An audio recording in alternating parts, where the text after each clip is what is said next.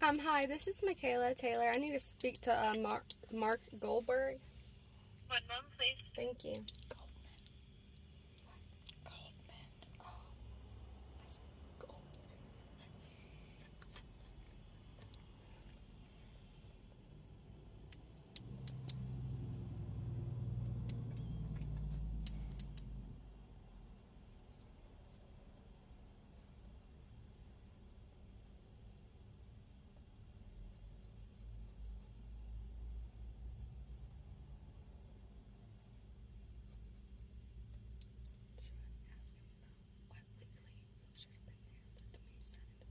He won't tell you anything, honey. He works for them.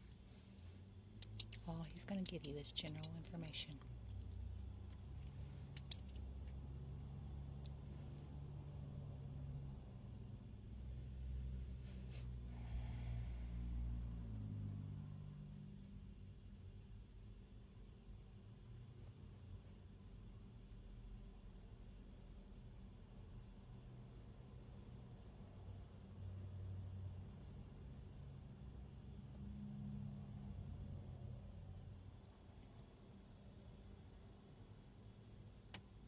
This is Mark. Hi, this is Michaela Taylor. Hey, Michaela. Thanks for calling me back. Hi. I want to get my baby back. So, Well, the way you do that is you need the judge, basically. What I would do, I can't give you advice, but obviously you get your voice in court, because the court process this whole adoption. Nothing's happened yet, so you actually have 3 years to contest an adoption, so that part's easy enough. The only thing I can tell you is I'll give you the name of the court and the judge. You probably should wait a couple of days for me to get you the case number, because I can get you the case number too. What happens is you file it, then the court mails it back to you. I just haven't got the mailing back yet. But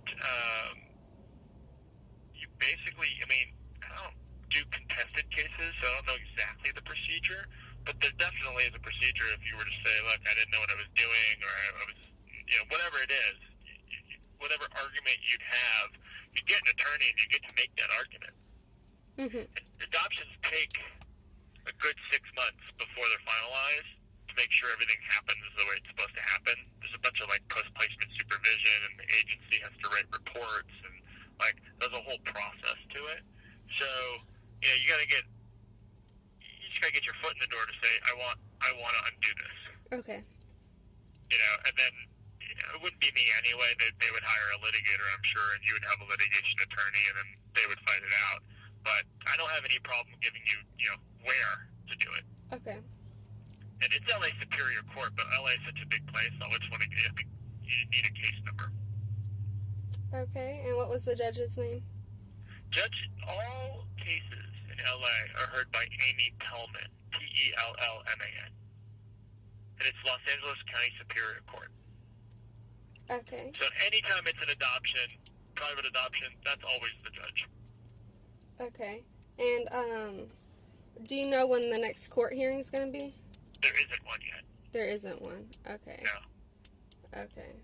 And does Gabby have all the paperwork? Because it was sent through her, so she has to have some type of copies, or Miriam's promise has to have some. Probably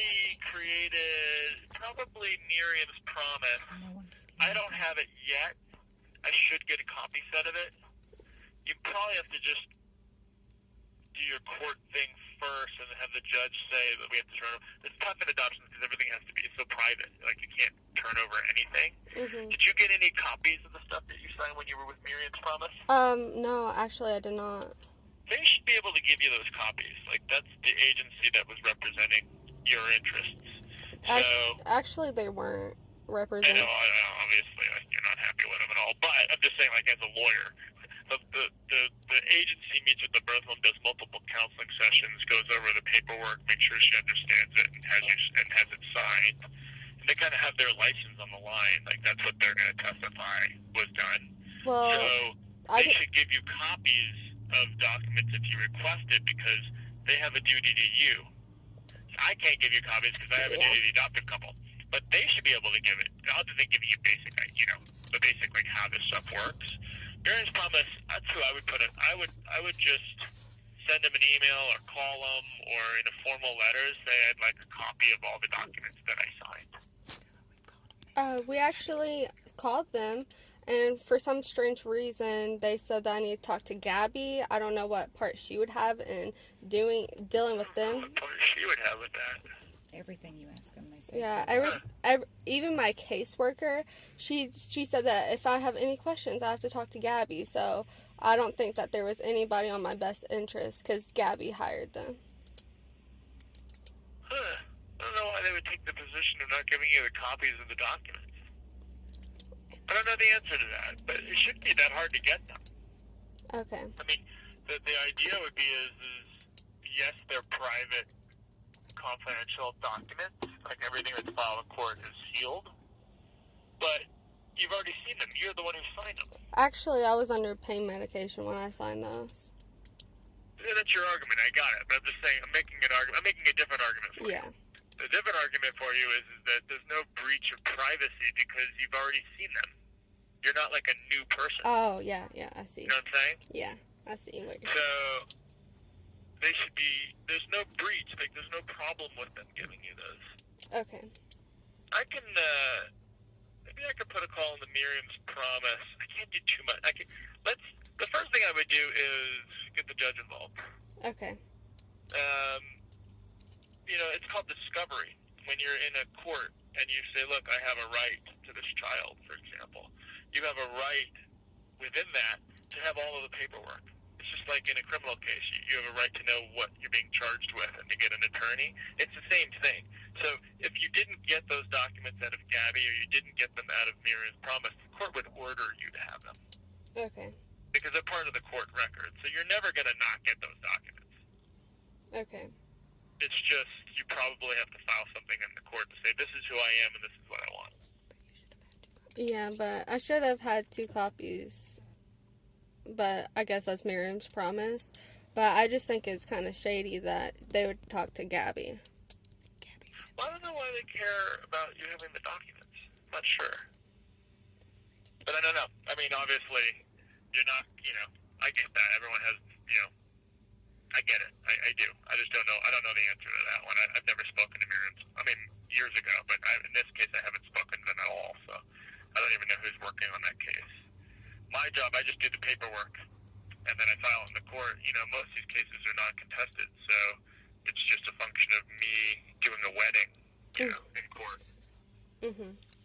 So it's a very simple thing. As soon as you file something and you say, you're on pain meds or whatever, fraud or, whatever it is, then it's a litigation. As soon as it's a litigation, I'm not going to handle it. They're going to stop a couple, will hire someone. I think the court will appoint you an attorney if Okay. you don't have one.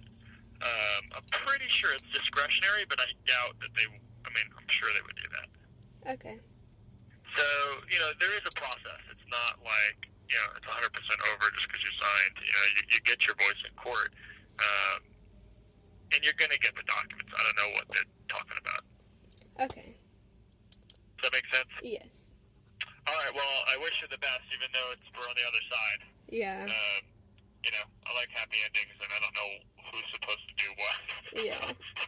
As a person, I can understand where you're at on this. I really can. Yeah. And, if you called me first, I'd help you, but they called me first, so I can't really do anything. Okay. Well, thank you. All right, take care. Okay, you too. Bye. Bye. Now we call that one girl back from Miriam's Promise.